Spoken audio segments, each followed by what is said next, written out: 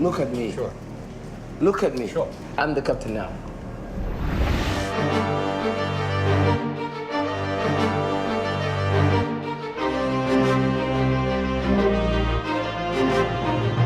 Well, it's the story of a container ship that's going around the Horn of Africa, and it's attacked by 4 young Somali pirates with AK-47s, and they get on the ship, and eventually they take the captain hostage, and it's about then the mission to rescue them, and the sort of at the heart of it, it's a trial of strength between 2 captains. Hello, press pause. So what was the big challenge with this?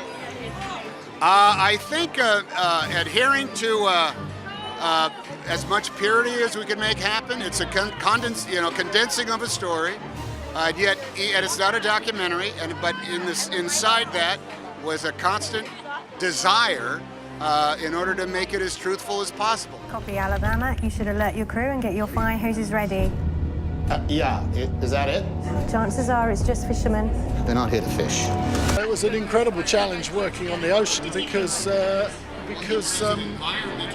you've got physical problems of being out in the ocean, you've got the sheer endurance of being out in the ocean.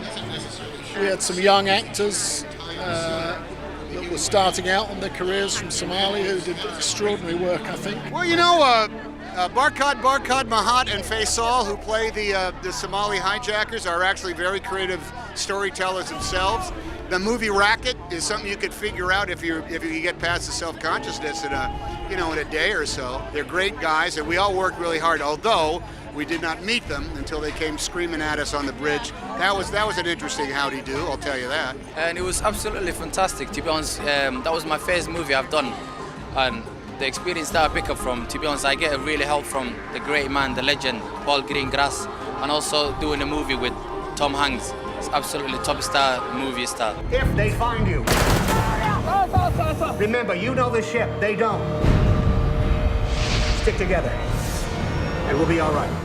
Paul has done this magnificent mix of films like United 93 and Bloody Sunday and those Rock'em Sock'em Bourne films.